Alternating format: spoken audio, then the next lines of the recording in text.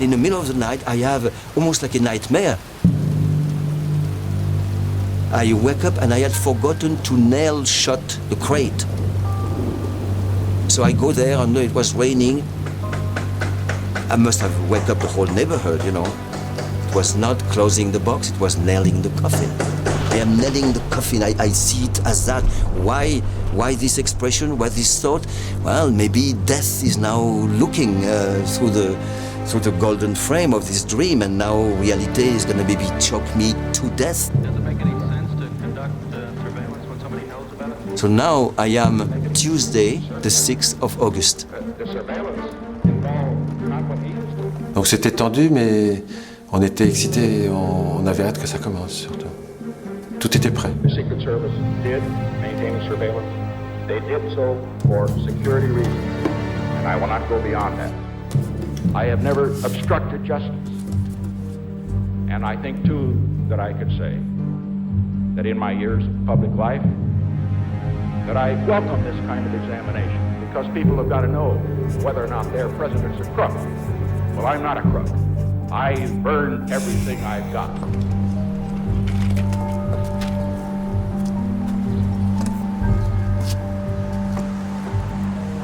Everybody was getting more and more nervous, and finally we're all ready and said, okay, let's go.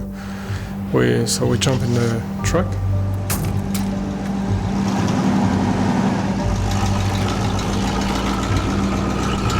We're not going to die, we're going to live.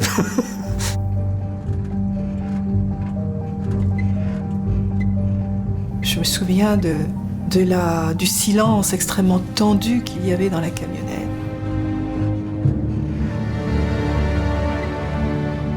Alan était absolument sombre, Philippe extrêmement tendu, moi j'étais glacée, très inquiète.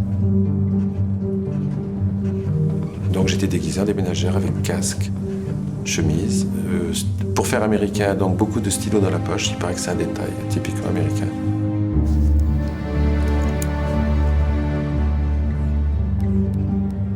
I was going to be on the crew in the South Tower. We were going to go at closing time with a big hamper with all the gear in it. And there were going to be some guys in the North Tower dressed for business with much less gear, an architect's tube, and I believe that was holding the bow. There's electricity in the air between Jean-Louis and Albert. I can read it in Jean-Louis' face. He doesn't trust Albert. I had a bad feeling there's something wrong with this guy. He's not at all on the same track that we are.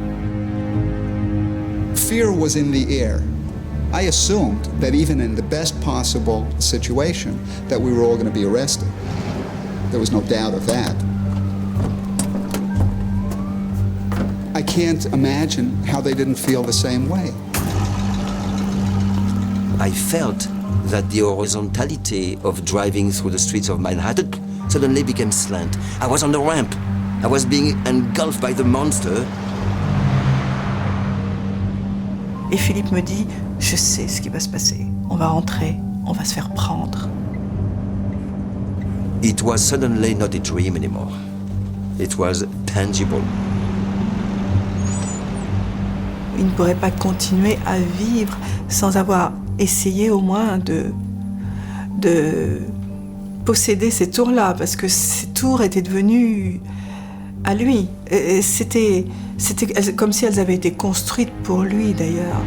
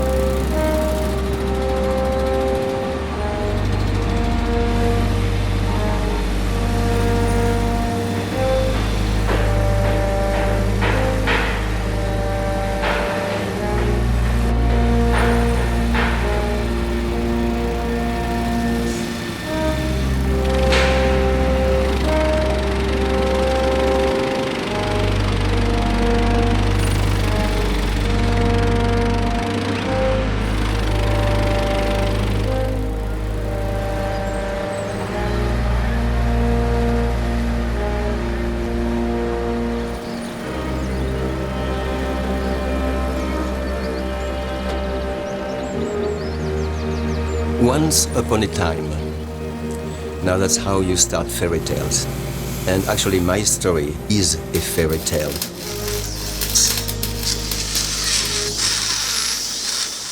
Here I am, young, 17 years old, with a bad tooth in one of those uncolorful waiting room of a French dentist, and it's really lit with a little 40-watt bulb, and you have old ladies and people, you know, sheepishly looking at magazines. It's quiet, and suddenly I freeze.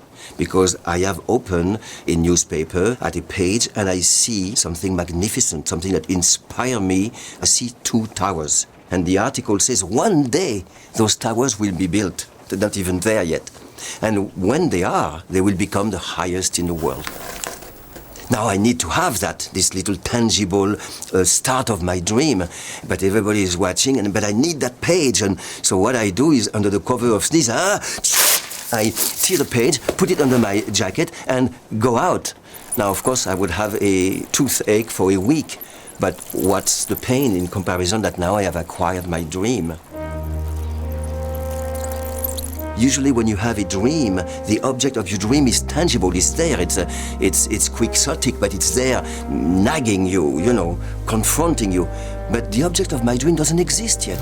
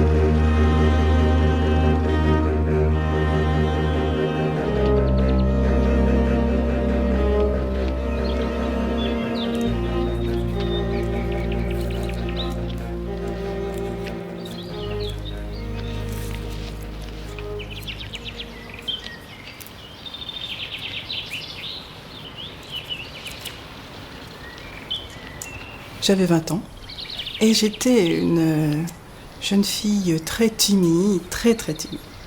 On voit qu'il est tordu minablement.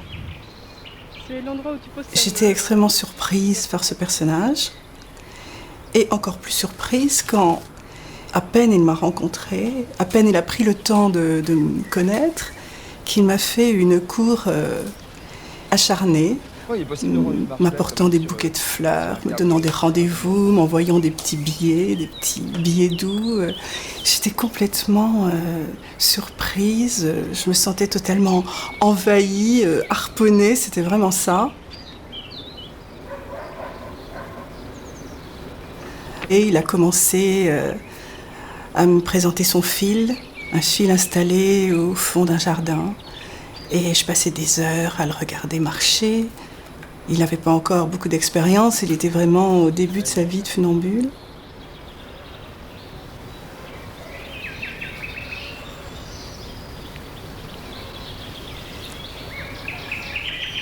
On est devenus vraiment inséparables. Et dans sa vie, j'ai complètement oublié la mienne d'ailleurs, et lui ne se préoccupait pas non plus de savoir si j'avais un chemin à suivre. C'était évident qu'il fallait que je suive le sien.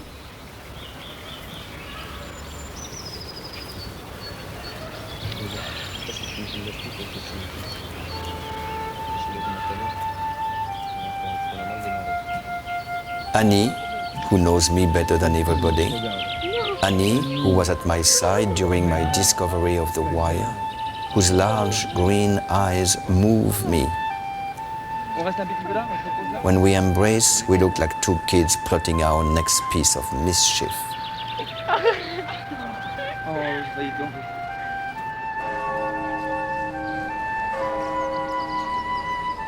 I started as a young, self-taught war walker to dream of not so much conquering the universe, but as a poet, conquering beautiful stages.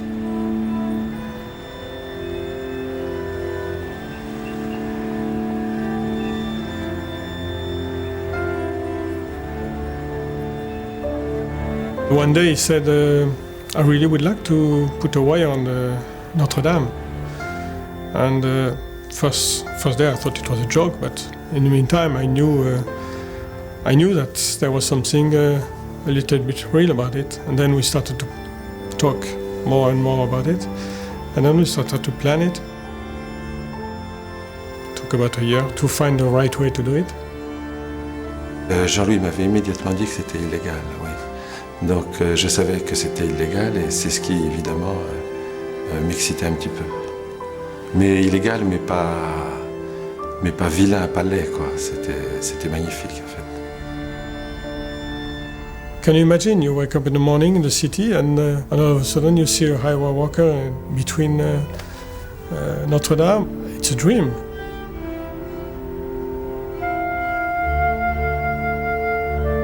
That's what really attracts me. It's the challenge part of doing something that's supposed to be impossible, and in the meantime doing something that's so beautiful that not only doesn't hurt anybody but gives something to somebody. Et puis Philippe est apparu sur le fil, c'était extraordinaire.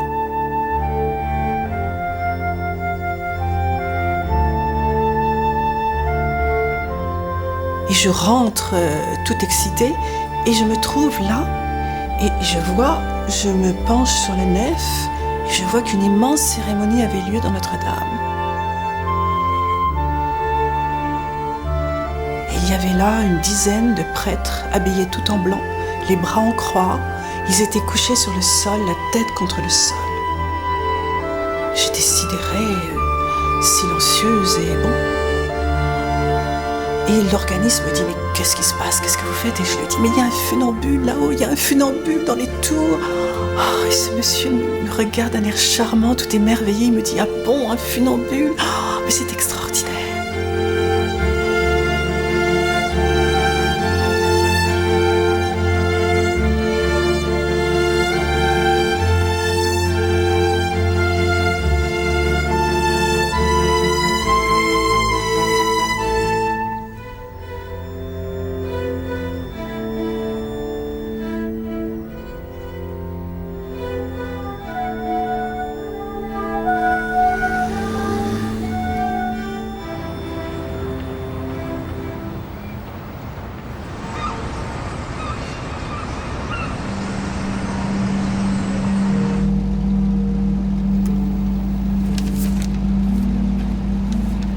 La camionnette est descendue, on a passé un premier guichet avec des gardes.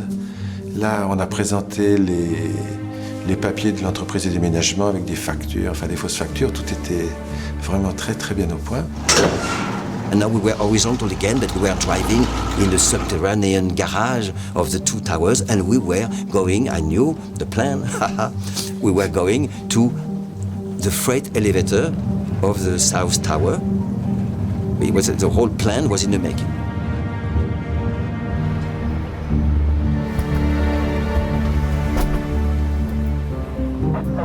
The basic plan was very simple. We had ID cards, so it was just a matter of just kind of pushing our way through. Once we'd gotten in the buildings, it was pretty smooth sailing.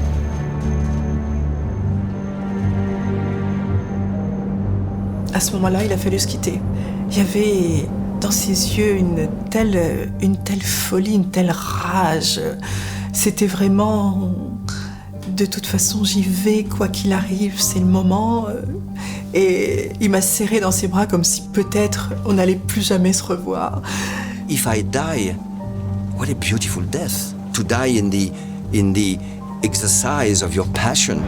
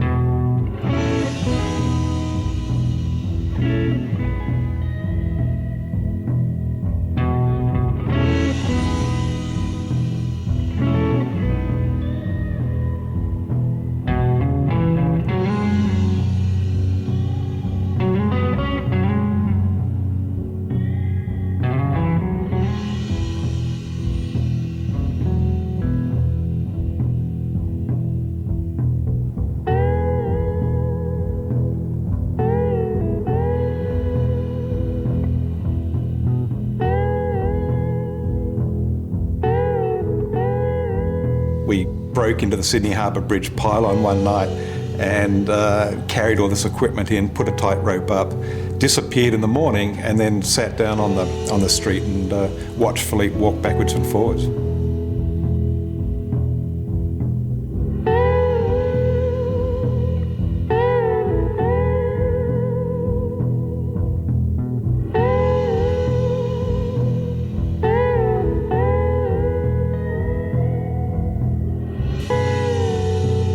The fact that the wire walking activity is framed by death, it's great, because then you have to take it very seriously. It's a little half a millimeter of mistake or a quarter of a second of inattention and you lose your life.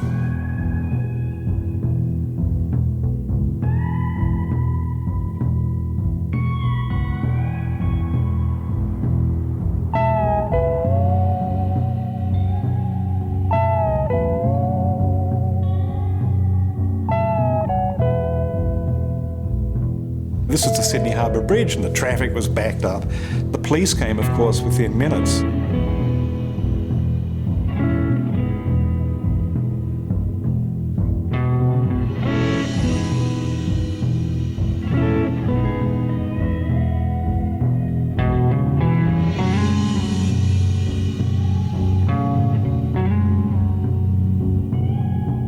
When he was taken away, I mean, the first thing he did was he picked the policeman's watch. Philippe manages to take the guy's watch off his wrist and hide it in his pocket.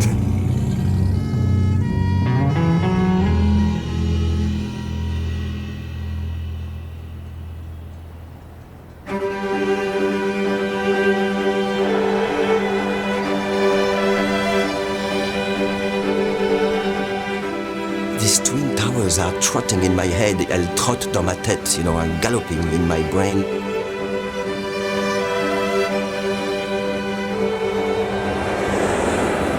As I'm back to Paris, slap in the face. Paris Match, double page. The Twin Towers are built. But right now, the picture tells me that those beams are not still covered, the things are not painted. I see workers, I imagine, maybe for a few more months or a year, who knows. It's in construction and I can sneak in. Un jour, il m'a montré une photo de deux buildings sur une page de journal. Et là, j'étais un peu effrayée. C'était inhumain de vouloir aller marcher là-haut, à 450 mètres de hauteur. Ça devenait un peu démoniaque. Alors là, j'avais envie de dire stop.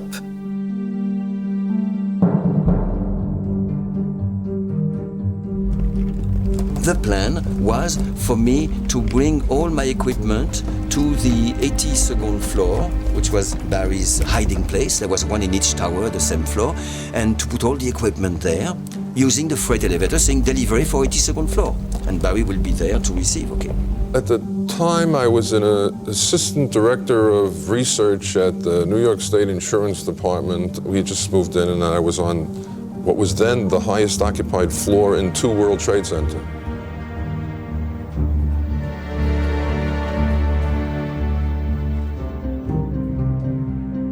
I knew there was going to be a team in each tower and that the stuff was going to be delivered to me and then it was going to be carried up, would have been 28 floors.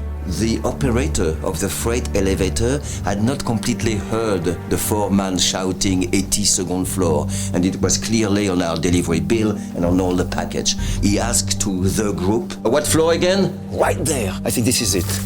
And I said clearly 104. So, okay, whatever, watch your hands, and clang, the gate clanged shut.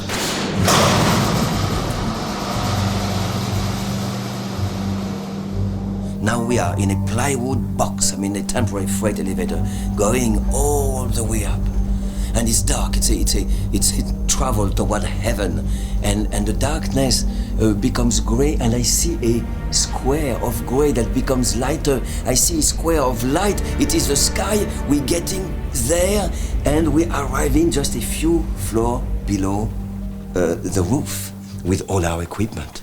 Annie came to my office and told me that they had, by a great stroke of fortune, gotten on the freight elevator and saved himself 20 floors of carrying up all that equipment.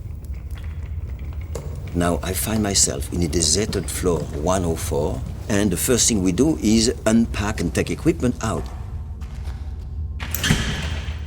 Suddenly, I hear a guard coming. I just look and I see over there a tarp.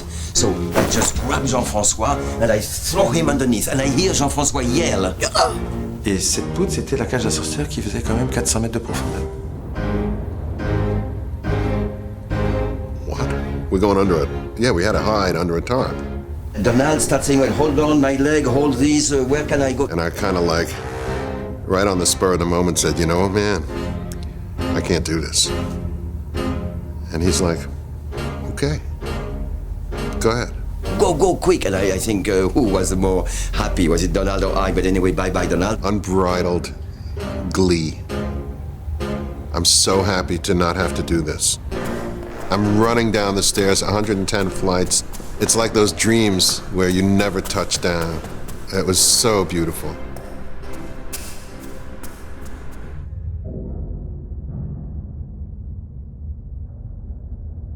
So here we are under the top, frozen to death. I don't have to murmur to Jean-François, don't move. He feels it in our body connection.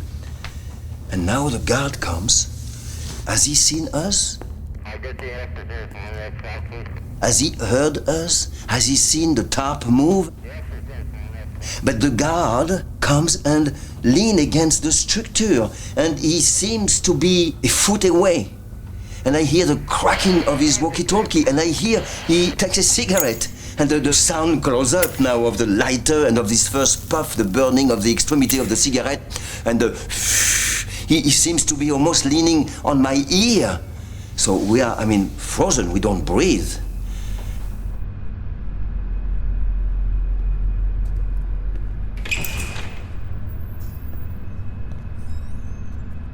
We wait for 6:30. So we start to climb. We saw nobody in the stairway, there is nobody underneath the roof. It seems pretty safe.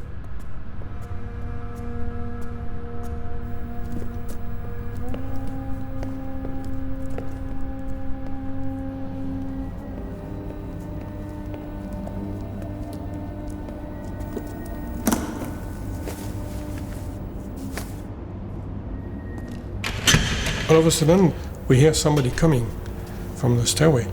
So we were scared like hell. So we run to the hiding place, and we jump in the hiding place. We hear some steps. We hear the walkie-talkie noise.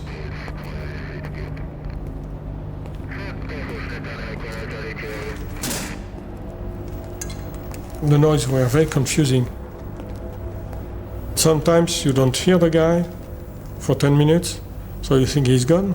All of a sudden you hear him coughing, or you hear a talkie-walkie noise, like he's right next to the hiding place, so we could not talk.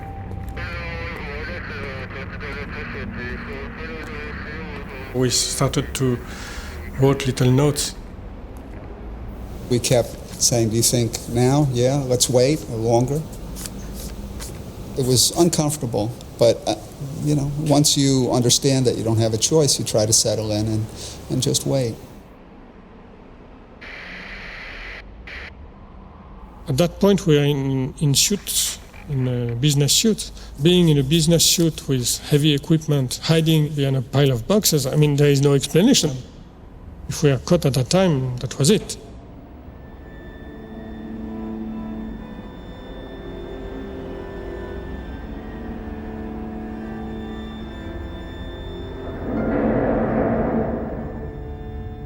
What if the guard is still around? What if he's toying with us, waiting for us to make the slightest movement before he pounces on us? We must wait. To ease the torment, I return to my memories, the gold and mud, years of dreaming, months of organizing. I dive back into the past for a long while. that it will indeed serve the purposes intended, and that it will truly promote not only harmony between the states, but harmony and communication between the nations of the world. It was in January of 1974. I climb on the roof of my little house and I scream, "I'm coming to America!"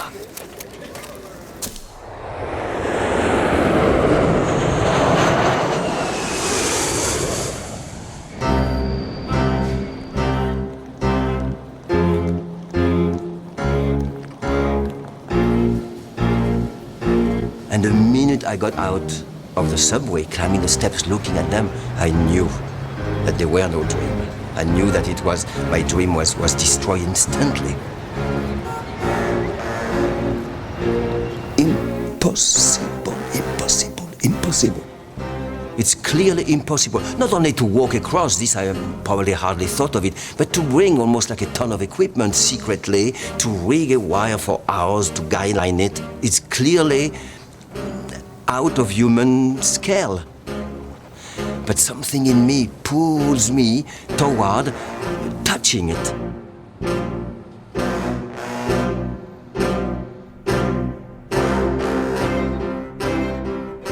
That's when he spoke to me about his project.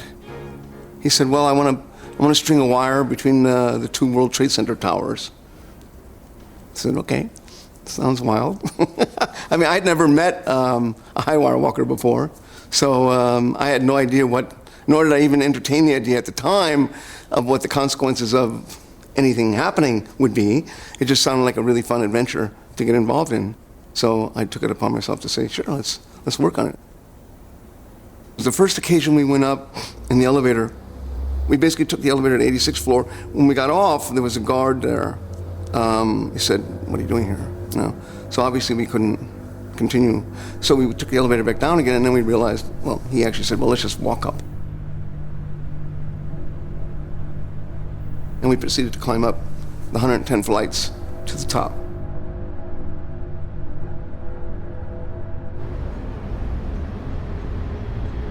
We are at the top of the world.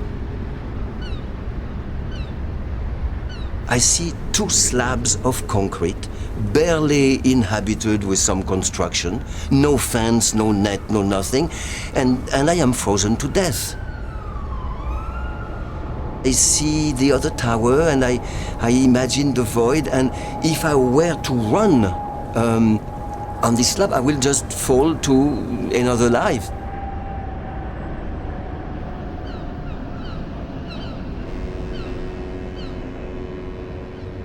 And slowly I thought, okay, now it's impossible, that's sure. So let's start working. We took pictures of all these things, thinking that perhaps that might be where the cable would be tied, or this maybe would be a cable we could use. He wasn't sure how he was going to rig it at that particular time. I decided in the staircase to draw a little fresco, as if I needed some tangible proof to show me that I was going through different steps and approaching the impossible of actually finding myself on that wire.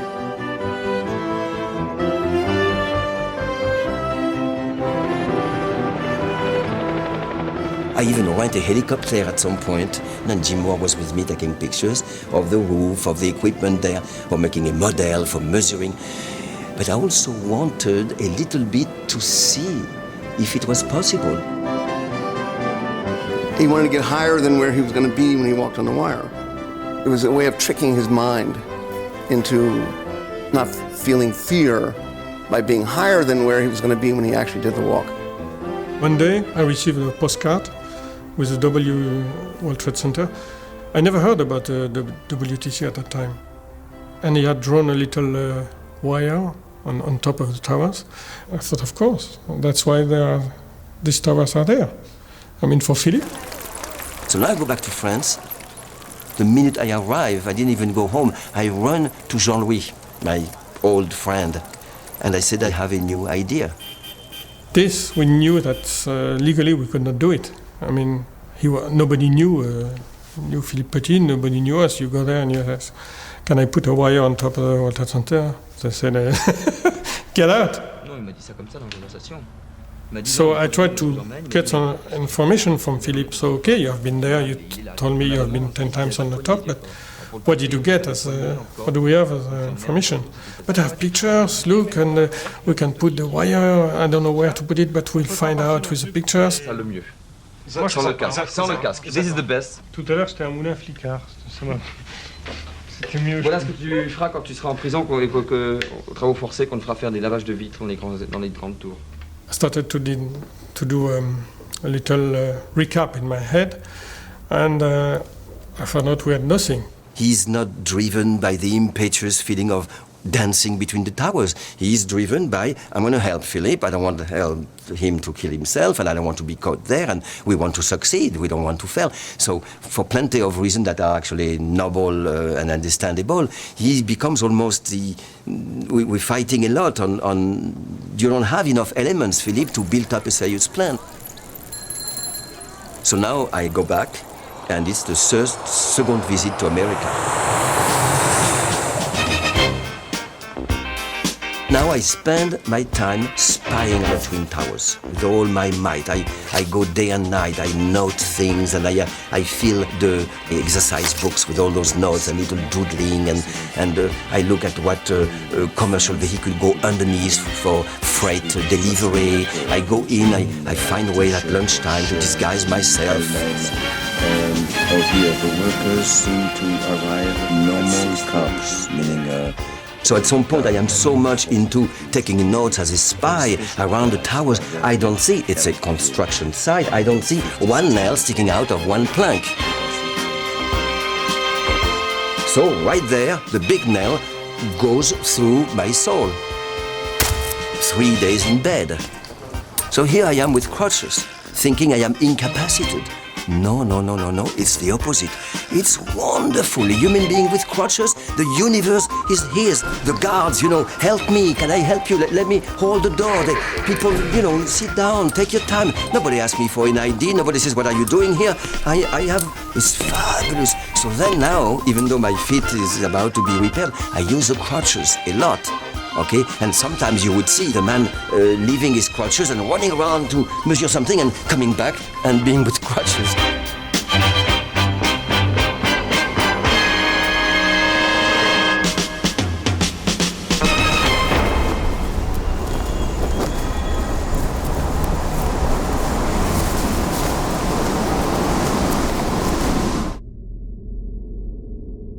One time we went up there, it was very, very windy, and I actually wasn't sure why we were going up there. I barely had the courage to get out of my little trap door.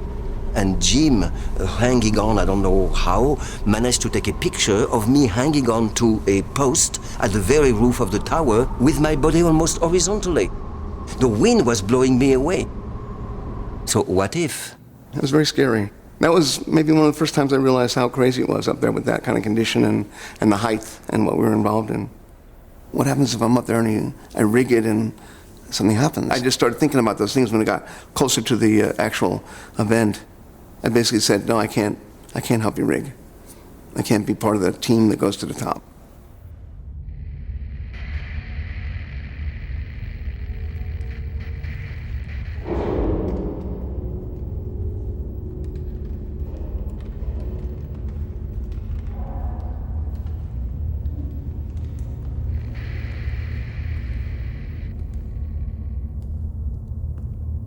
Here we are, underneath the top of the World Trade Center, under a top. Each time we would hear a noise, it was very hard to tell if it was a cardboard board flapping in the wind, or a guard coming, or a walkie-talkie.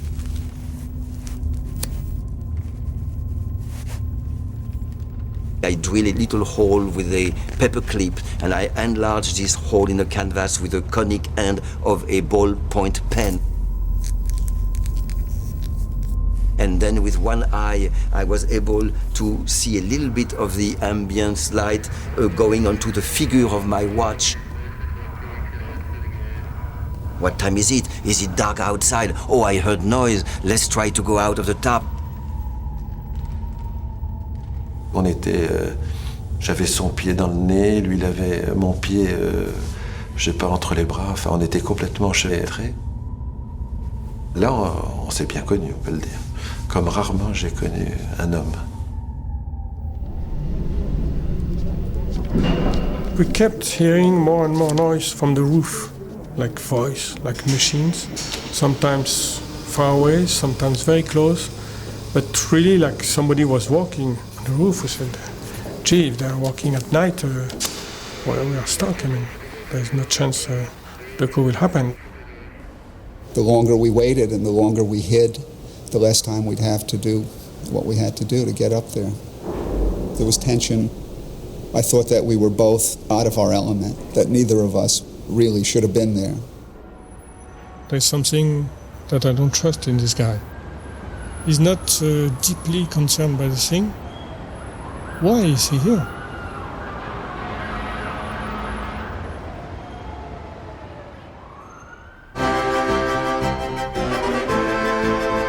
When I finished university, I flew to Paris, and I caught up with Philippe.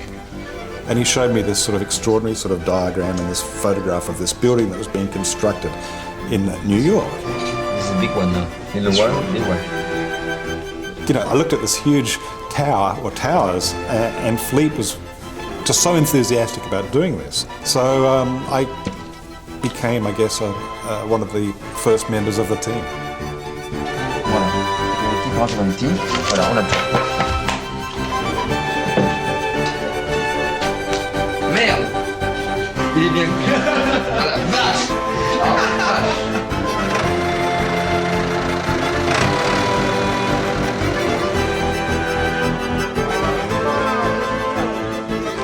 I intend on a giant meadow, it's a giant field, to reproduce not the two roof of the World Trade Center, I don't have the money for that, but just, you know, the outline and practice.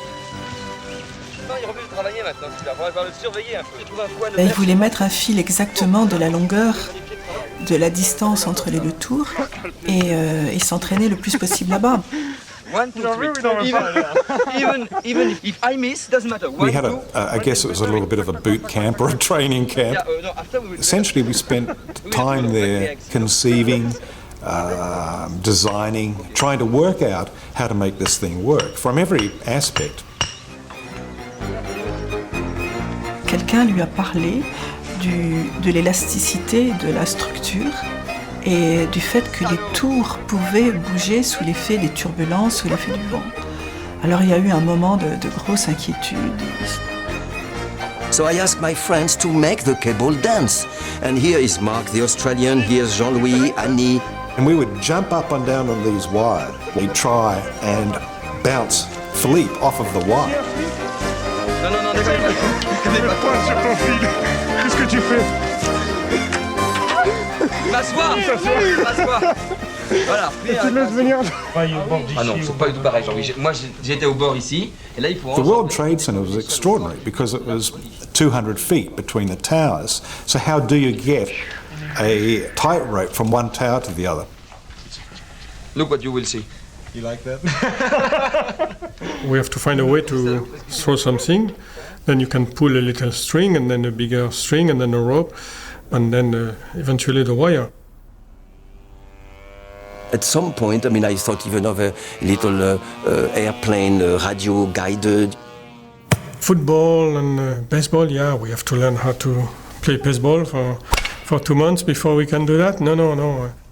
And at some point, Jean, we come up with a really silly idea. I don't even let him finish his sentence. He says, Philippe, what about a bow and arrow? Here we go. Yeah. Huh? Okay. We drilled a very small hole in the end of an arrow. We attached a monofilament or a fishing line wire to the arrow. And the whole idea would be that Jean-Louis would, send the arrow from one building to another. And then, of course, whenever we tried it, it just didn't work. Wait a minute.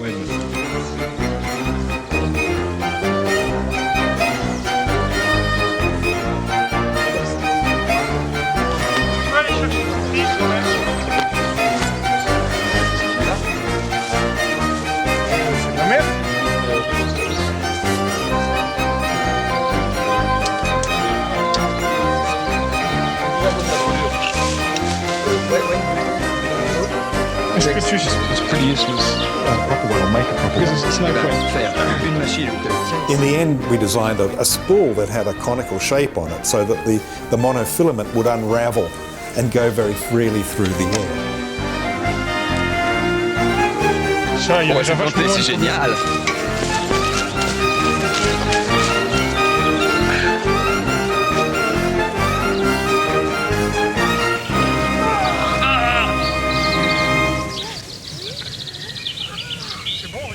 Hey, juste! Right, exactly! Non, ça sera mieux que rien, ça.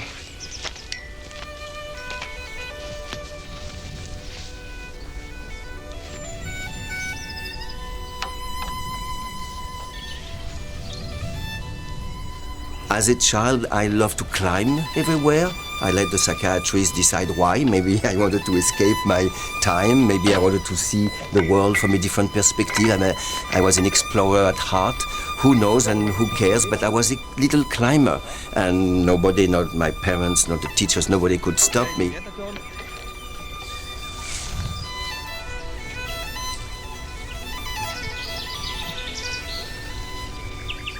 I heard about wire walkers. I was described how they are magnificent men and women walking in thin air. And I thought, well, that's nothing. With my ropes, I do that.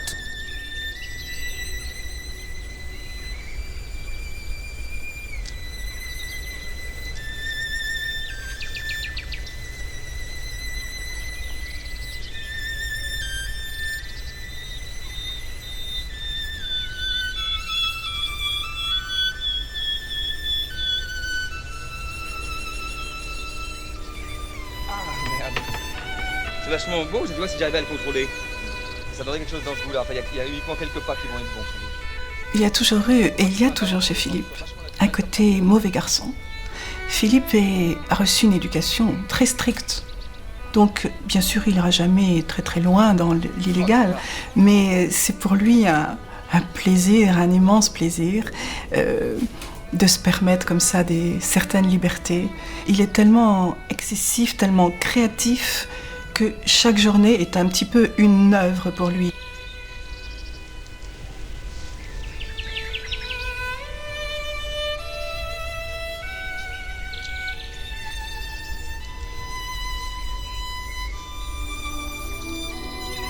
Pour lui, c'était le côté excitant de cette aventure. C'était d'abord, avant d'être un très beau spectacle, c'était une attaque de banque et ça lui plaisait beaucoup.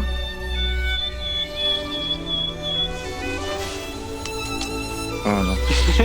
Because it's not...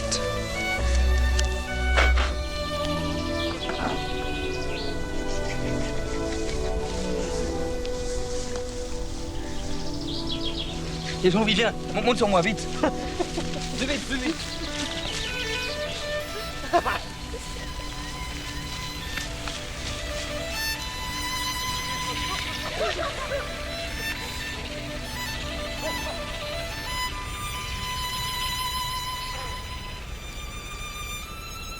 Et bon, les choses quand même progressivement devenaient très sérieuses, puisque là il s'agissait de trouver un vrai plan. Et les disputes entre Philippe et Jean-Louis ont vraiment commencé. Oui, mais Marc said, if somebody opened the door in the stairs and see a very serious man, dark, taking big materials, this is no good. Listen. In the stairway, we can be discovered by anyone. Dans l'escalier, on peut être découvert par Now, so we have to be a combination of a workman and an office man. I think this is perfect. This is perfect, and this is no good. Bon, alors d'accord, on passe en bas n'importe comment, peu importe en bas. Où ça va commencer à jouer, c'est à l'étage où on va passer de l'ascenseur au truc. Voilà. À ce moment-là, il vaut mieux être habillé à peu près bien. Ah non, on est ouvrier, j'allais dire. Laisse-moi finir. Être habillé à peu près bien. Énorme d'imaginer déjà entrer dans ces tours clandestinement. Ils ne savaient déjà pas quel serait leur plan pour y rentrer. Et je crois que Jean-Louis s'est senti dès le début une immense responsabilité. Il ne voulait rien laisser passer à Philippe, des problèmes de peut-être manque de réalisme de Philippe. Alors, j'ai pensé partir d'en bas. Là, c'est vraiment stupide, puisqu'on a un ascenseur gratis. Mais non, on est comme des cons. Jean-Louis savait que j'étais de son côté. Et Philippe savait que bien souvent j'étais du côté de Jean-Louis. Un objet de 80 kilos, pourquoi ne pas le faire? Since long before Vary, Annie has been angling for an invitation to New York, using tenderness, blackmail, threats, insults, and tears. But I need absolute detachment, complete freedom. I must be a castaway on the desert island of my dreams.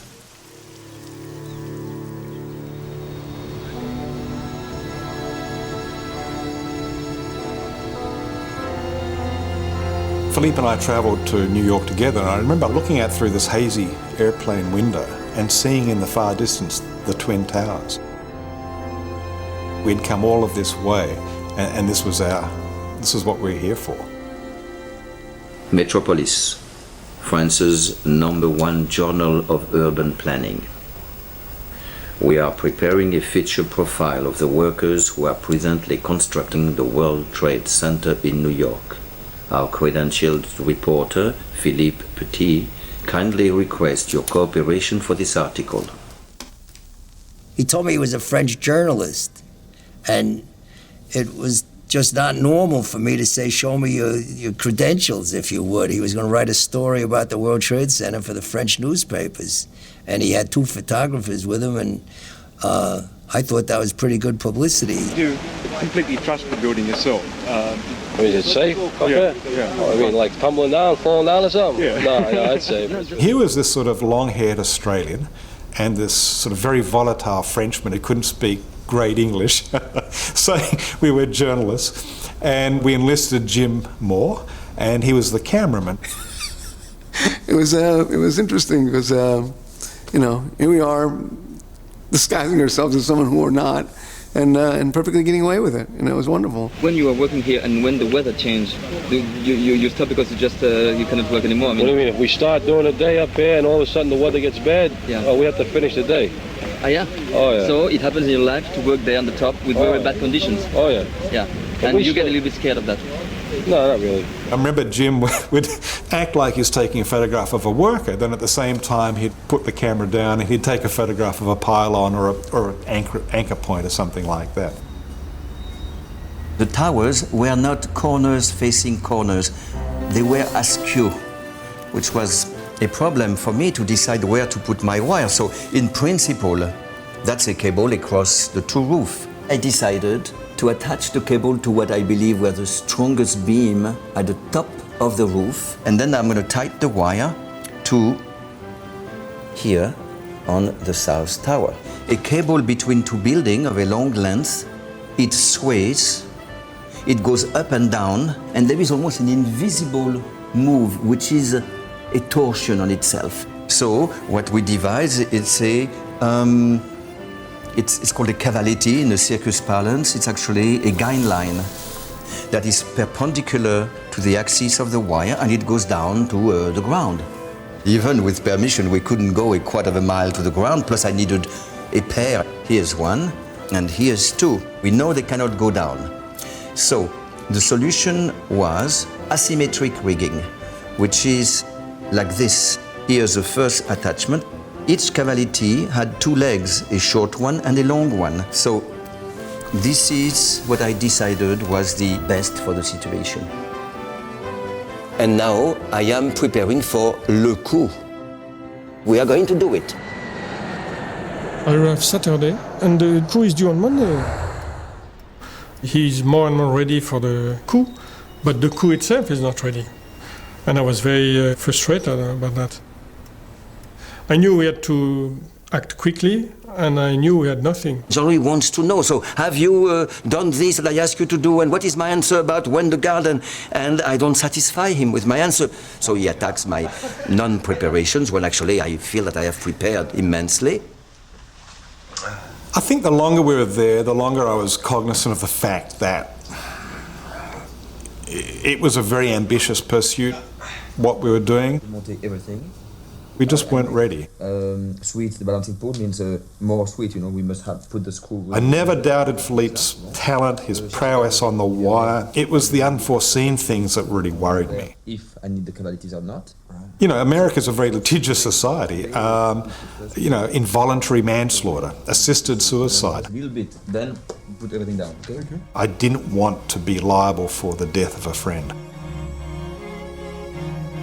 When he could clearly see that we are not ready, everybody could see it but Philippe. And at that time, we gave up.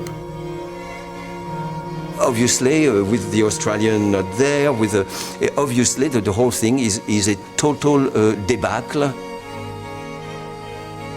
And I told him, okay, so Philippe, what do you think now? It's May 30th, we're supposed to do the coup today. Do you think we can do it like that? And they said no. I said, no, it's clear that it's impossible. And I said, no, it's not impossible, it is possible. I mean, we are very close to it. If you want something, nothing is impossible. They keep repeating, I'll be back, we'll prepare it and we'll do it. La première tentative avait échoué. Et là, il m'a appelé, il fallait que de toute urgence je vienne. Et évidemment, mon rôle était de lui soutenir son moral, de lui redonner du courage.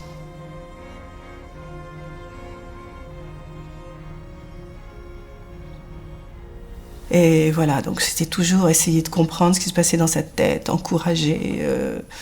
J'avais ce rôle-là et c'était très fatigant.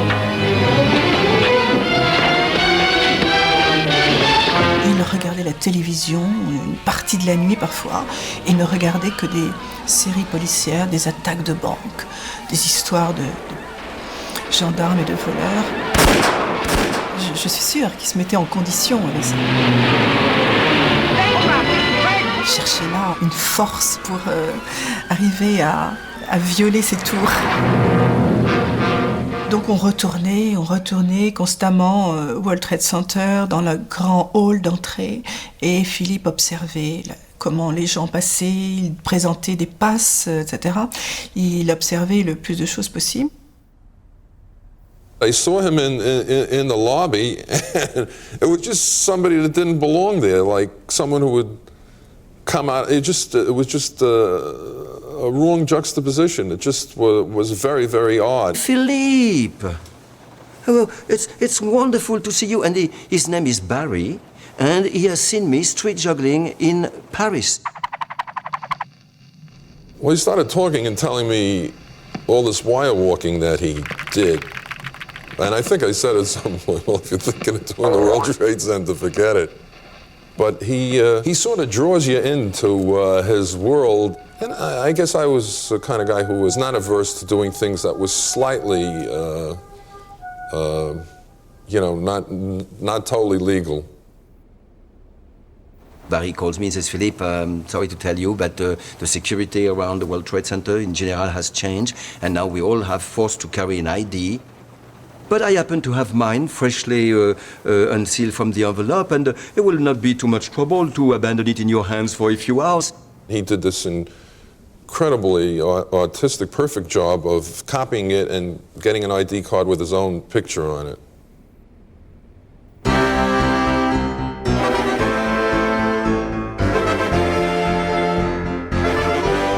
One day he called me and he said, well, I've found 2 or 3 American guys. Crazy, they're great, and they're ready to help. I meet 2 American young men, Donald and Chester. We met with Petit, and I had a friend named Alan Wellner who I went to high school with. He was always up for an adventure, always. I think Petit knew also that this guy was a quality guy. Certainly smart, certainly aware of himself and knowing his limits, the ideal accomplice. He was pitching it, he was presenting it, he was desperately sort of proposing it in a way that you would, you know, sell a timeshare or something. I knew he was a nut or a con man or something, but it seemed harmless enough. I didn't really take it seriously at that point. I need to practice a little bit on the wire, and I need mostly to show my 2, 3 American friends how to hook the cable, how to help Jean-Louis. That's when I saw him on a cable. I had never seen concentration like that. And I think I never have to this day. And his face became this ageless mask of concentration. I mean, he became like a sphinx. It was amazing.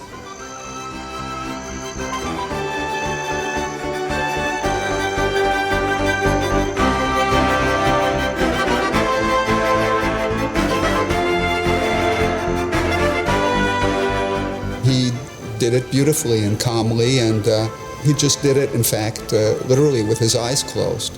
It was just what he does. Everything he told me was true.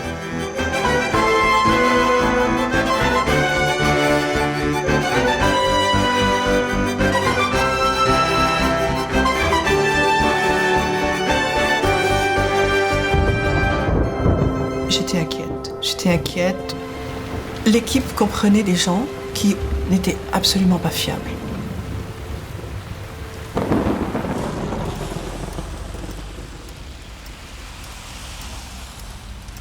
I don't remember right now when we fixed the date, but we had fixed the date for August 7. Et Jean-Louis m'a rappelé donc Notre-Dame et il m'a dit que c'était à peu près pareil, que c'était la même aventure, mais que c'était à New York, au World Trade Center. Mais il m'en a pas dit beaucoup plus, il m'a juste demandé si je voulais venir ou pas. Voilà. Jean-Louis arrives, and I go and pick him up at the airport. He is with Jean-François, and of course I remember Jean-François. It's an adorable little apparition, and he's all smile. He doesn't have any questions. He just will follow. He's here to help. C'est en débarquant à New York, en sortant du train de Boston, à un moment on est passé devant l'Empire State Building. Et là j'ai levé la tête, j'ai regardé la hauteur de l'Empire State Building, et j'ai été terrorisé. Mes genoux ont tremblé, c'était effrayant, sachant que le World Trade Center était encore plus haut. Donc j'ai tout gardé pour moi, je n'ai rien dit, mais j'étais terrorisé.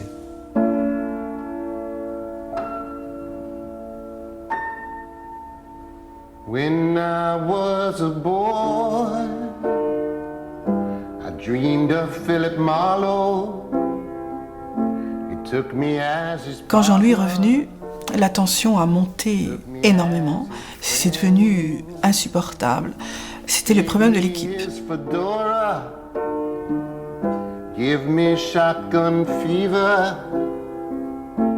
I met the first two guys, and one of them was a musician, the other one I think was a carpenter, I don't know what. And they really looked like losers. I mean, sorry, but like... When I saw these guys, I thought, my God. Loves me. La dernière soirée avant le coup, ils sont arrivés dans l'appartement dans un état lamentable. L'un d'eux avait fumé, il était complètement ailleurs, perdu dans sa fumée. Jean-Louis était absolument consterné, Philippe aussi. It's likely I was probably had been smoking pot. Yeah, likely as all hell. I smoked pot every day for 35 years. There's no reason to think I didn't smoke that day. And when Jean-Louis meets Albert, he has a little intuition. I can read it in Jean-Louis' face. He doesn't trust Albert. You know, you have this feeling with people, and sometimes it's wrong, but you can't help it anyway.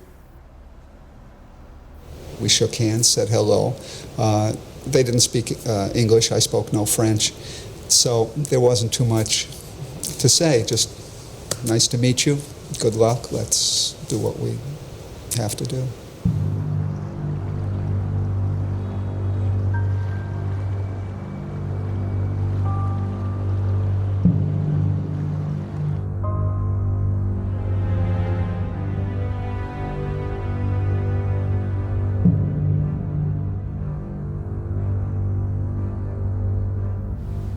When I felt that the whole floor finally was silent and the darkness is there, I venture out.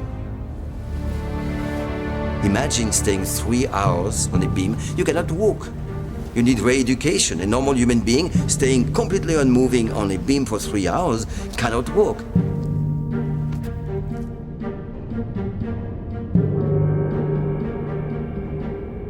After a while, I said, we cannot wait anymore. I told Albert, you know what, you should go, because if I'm caught, there's no way we can do the rigging, because I'm the only one who knows about Philip's habit and how to do it. So he goes on the top and comes back 5 minutes later. I'm sure I just said, okay, let's go. Let's just get this done. So we said, great. We don't know what this noise come from, but let's go. And now we moved and we go for the most important equipment. I mean, a wire worker needs a cable to walk on. Now we are walking toward a tiny little construction staircase, very narrow. And he's in front and I'm in the back. I see a nightmare, a policeman. And the policeman has his eyes open and he's looking at me. Il y avait quelqu'un qu'on n'avait pas prévu, qui était là, justement, sur un bureau avec une petite lumière. I decide to hold him. But hold on, he's pushing me. The same way I am holding him, the same way he's pushing me. What is happening? There's no way I can get Jean-François to turn around. So let's play his game, let's follow. We were very silent because we didn't have shoes on. And when we arrived on the top, I whispered, "Did you see the guard?" I said, "Of course I saw the guard. And I was trying to alert you by pushing you, but why did you resist?" I said, "Well, I was trying to resist, to have you turn around and for me to explain without words that there was a guard." Je me rappelle très bien de l'immensité de New York, de la hauteur, de la petitesse de la Statue de la Liberté, du palais de l'ONU aussi, tout petit. C'était magnifique, des bruits aussi, des bruits de sirènes de police toute la nuit, et c'était magnifique. C'était très vivant, quoi. En fait, c'était très vivant. Et on était les rois. The most beautiful moment is when I see a shape, actually two silhouettes on the other tower. And I recognize immediately in the darkness, it is the silhouette of Jean-Louis and the silhouette of Albert. They made it. When I saw them on the roof, I was so happy. And the impression I got, I remember that all the time, it's you go on the roof, it's all dark, and there's this red light for the planes, you know, that's turning, and that's like a metronome, giving you an idea of timing going by. There was peace and immensity, and I, in the middle of all this madness, I suddenly had hope and joy.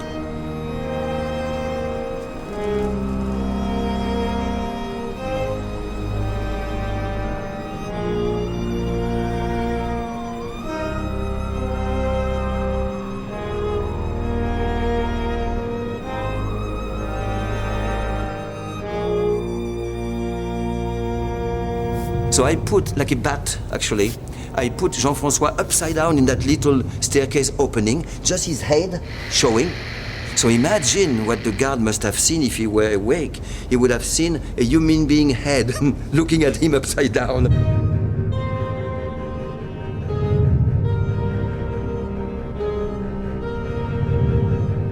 First thing I did, I prepared my bow.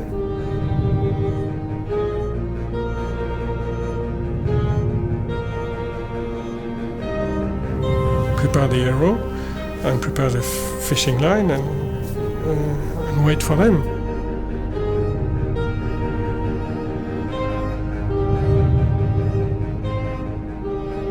So there was a signal for Jean-Louis to say, "I am ready to shoot." And there was a signal for me to say, "I saw your signal, I am ready." And I'm going to count till 10, and then he will shoot. But there were no signal for "I am not ready." I not thought of that, and I was not ready. Finally, they give this big signal. I am ready. I've been waiting for so long that when he finally gives the signal, instinctively, I took the bow, I aimed at him, and he was almost at the edge of the building. I go hunting for the arrow. Nothing. Out of frustration, I take all my clothes off, and I think that the line, I will feel the line on my naked skin. With a defeated heart, I climb down to the edge, and I feel a dancing fishing line caressing my thigh. The arrow was actually balancing precariously on the very edge of the building's corner. A little blow, and it was breezy, would have simply make it fall.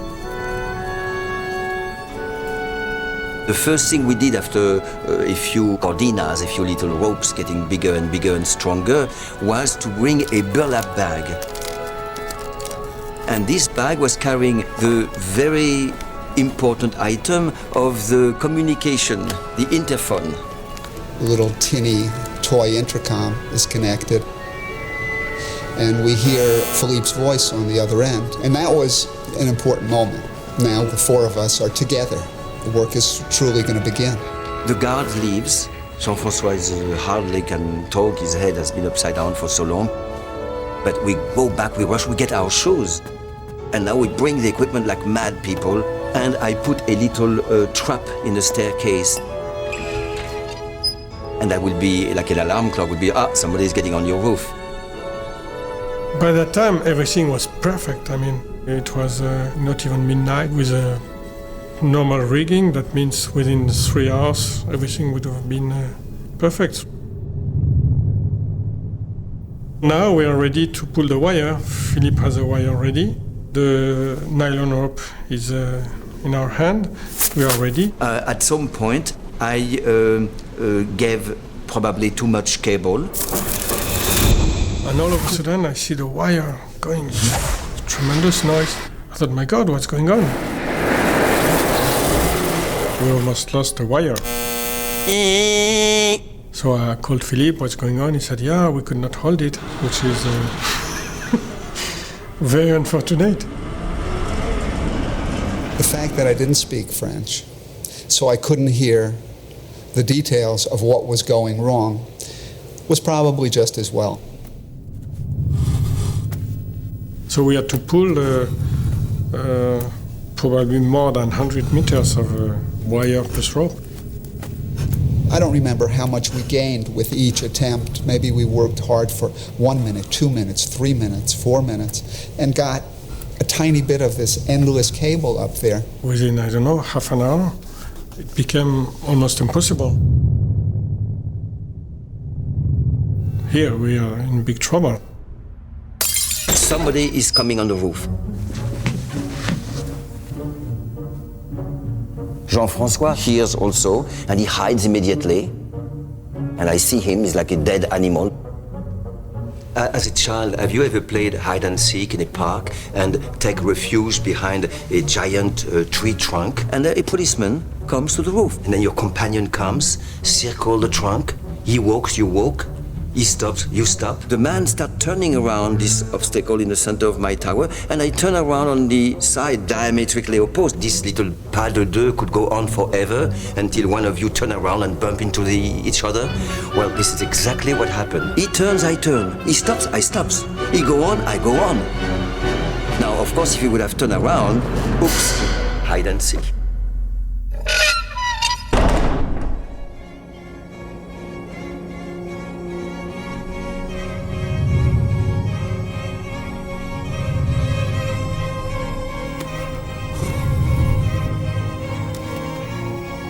Albert was starting to give up, to argue, to say, no, I don't want to do this anymore, it's not possible, we're not going to do it.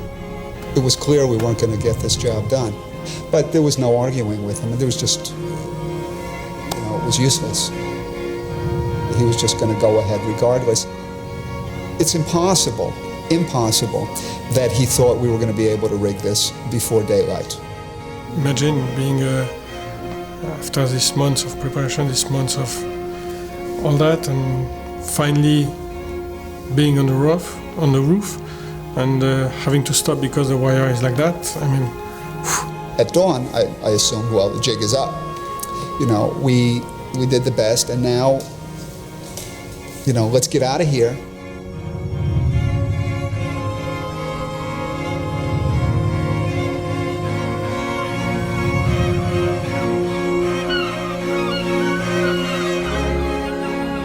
Les rues étaient désertes et j'ai trouvé un taxi qui a bien voulu m'emmener là-bas. Donc l'attente s'est faite avec eux. D'autres personnes nous ont retrouvés, d'autres personnes de l'équipe. Et on était les yeux absolument fixés sur les tours. J'essayais de guetter le moindre mouvement, mais on ne voyait rien. C'était absolument effrayant. It was a misty day, and I thought, that sucks. And it wasn't windless either. There was a little bit of air that morning. And you could see when the cable was up there, and it looked very, very slack.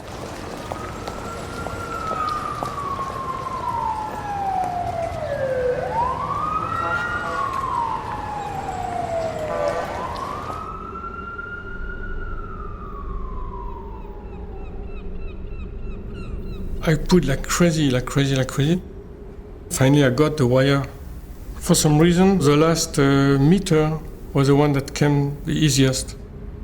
Despite the abandon of his co-accomplice, Jean-Louis has his last communication almost was, Philippe, I did it, I've got 2 clamps, we did it, the cable is anchored.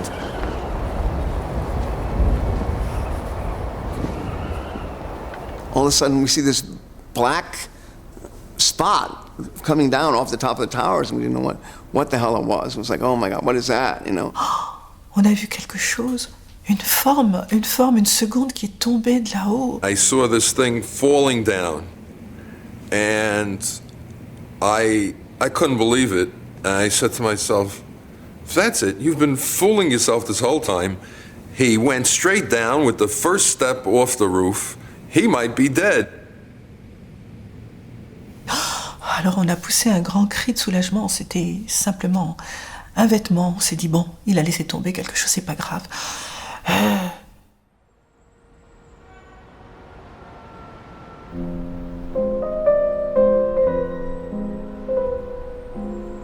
On the top of Philip's roof, there was the big wheel of the machines. So as soon as the elevator would move, we would see the wheel starting to turn. I scream, La roue, to Jean-François, the wheel, because I see the giant wheel starting in motion. And I know my fate has been written now. Time is no longer smiling at me.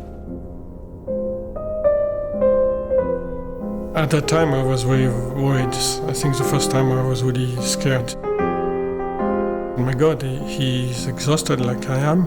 Maybe not as much, but for what he has to do, it's really not a good thing. The wire is the worst wire we ever did, and I was really scared. On pensait tous que, évidemment, il est possible qu'il tombe. Hein. On y a tous pensé, mais on n'y croyait pas. On y pensait, mais on n'y croyait pas.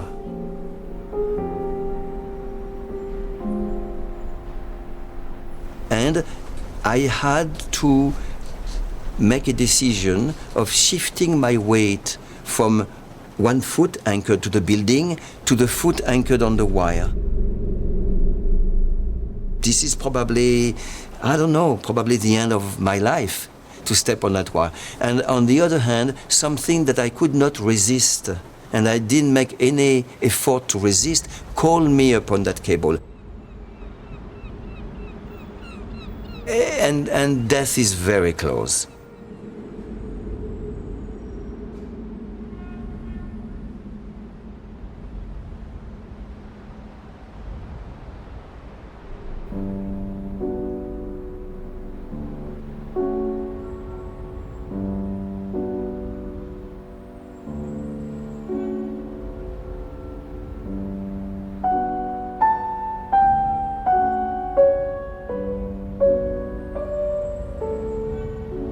I start walking as a wire walker who is studying his cable. And instead of doing an entire study of the cable for the whole lens, seeing the first cavity and keep walking, seeing the middle, which is so soft and treacherous, seeing the second cavity, how it is, no, I do only go to the first cavity and I know enough. Now I'm going to perform. I saw his face changing. He was very tense, and all of a sudden there was something like a relief in him. And from that time I thought, that's it. He's secure, it's good. And wow, that's...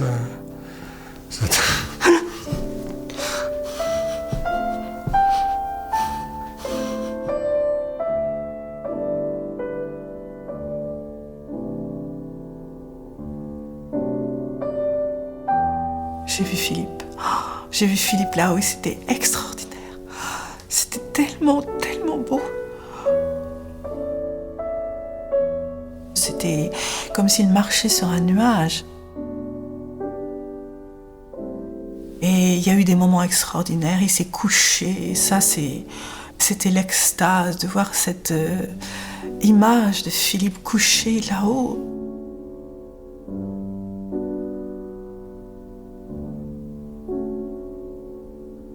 Et puis l'autre moment très très fort, c'est quand il vous souhaiterait. C'était tellement beau. Et quand il s'est agenouillé, il y a un moment où il s'est agenouillé et il a salué.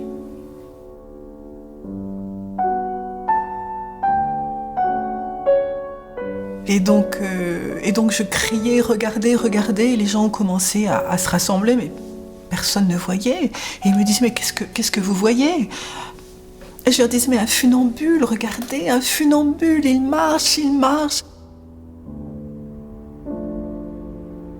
I sit down on a wire in one of my crossing, and I did something that amazed people. I actually look all the way down to look at something that I will never in my life see again.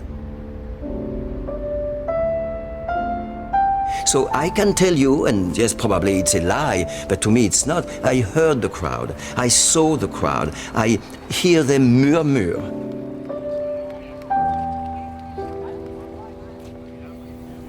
Beyond anything you could ever imagine. It was just mind-boggling. The awe of the event and the overwhelming largeness of the scale of the situation took my mind into a place where I really wasn't that concerned about him. It was magical. It was just profound.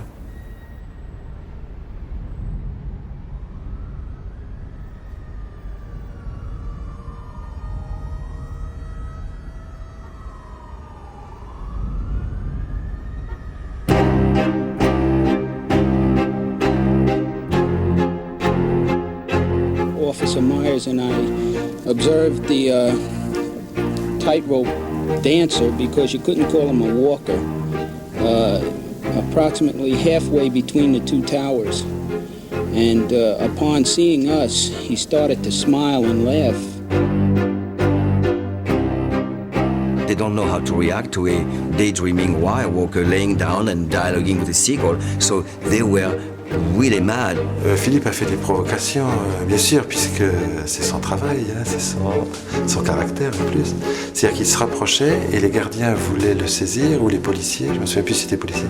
Et là, à ce moment-là, il faisait demi-tour, donc devenait inaccessible, puisque les gardiens n'allaient pas monter sur le câble.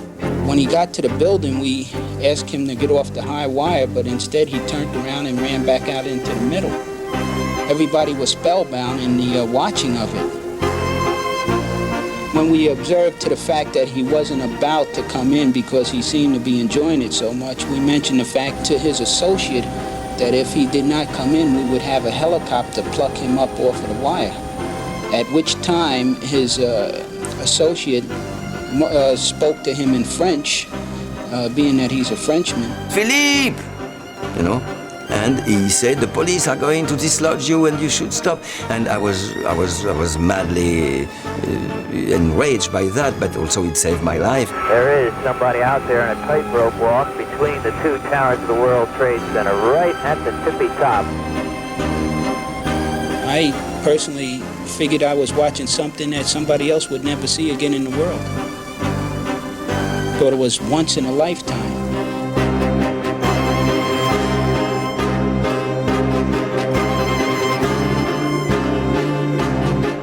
No reason to stay on that wire anymore, and also I felt humidity in the air and wind growing.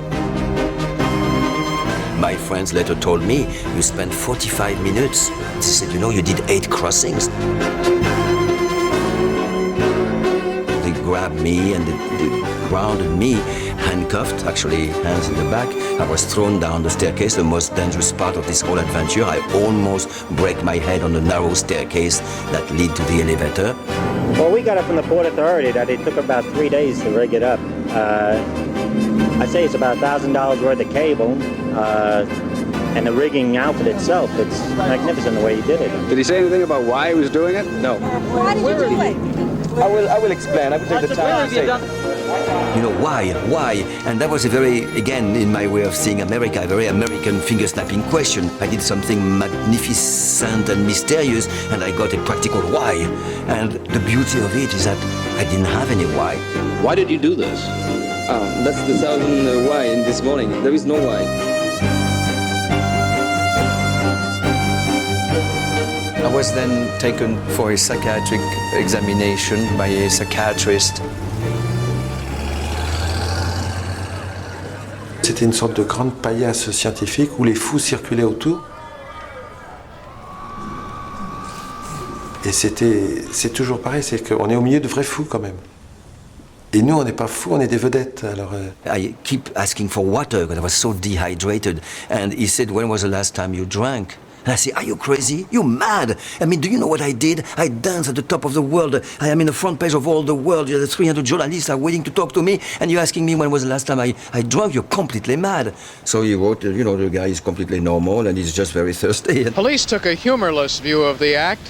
They took Pettit and a companion into custody and finally decided to charge them with trespassing and disorderly conduct. The district attorney offered me a deal, and he said, Philippe, if you agree to do a little show, but you know, like juggling 3 Rangers in front of 4 kids, but on camera, the New York news and all that, then we'll drop all the charges. So I said, sure.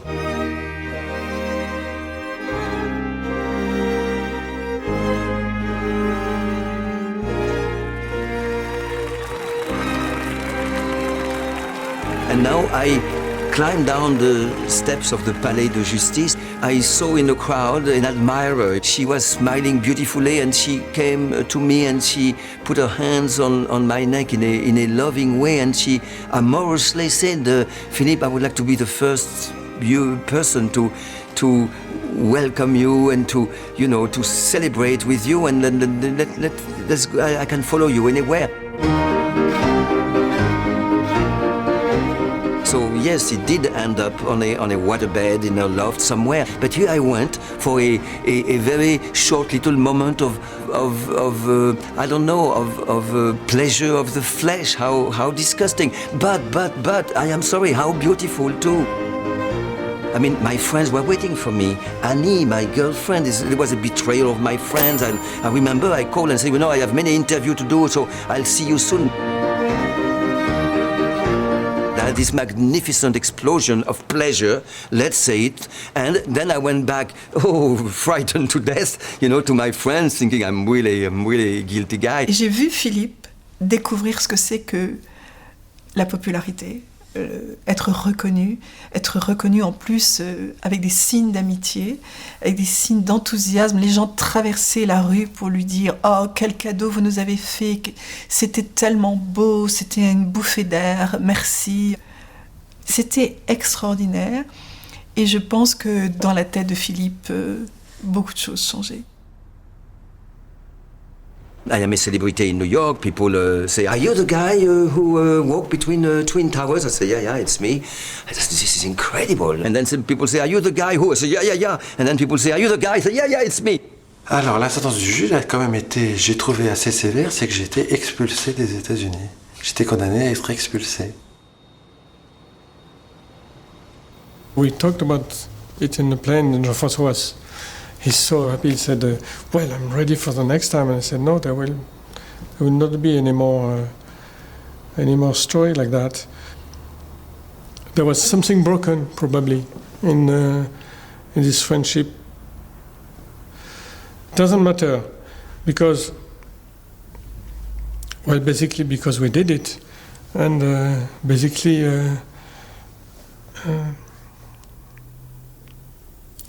I mean, you cannot take away what happened. And yeah, what happened is that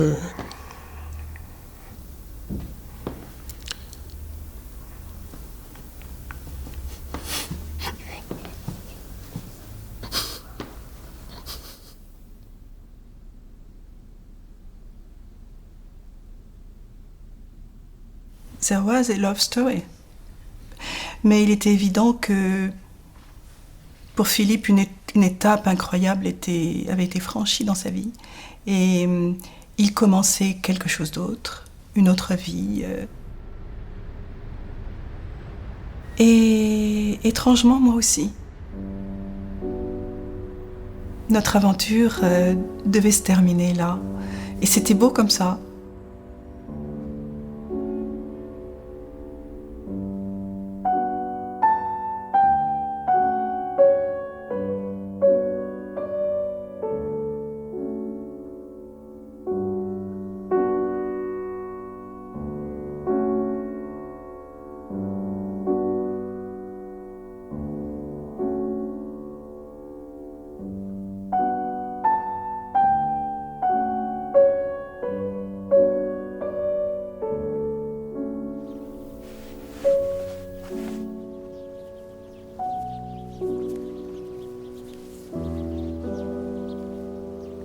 To me, it's so simple that life should be lived on the edge of life.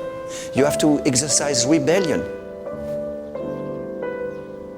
To refuse to taper yourself to rules, to refuse your own success, to refuse to repeat yourself, to see every day, every year, every idea as a true challenge, and then you are going to live your life on the tightrope.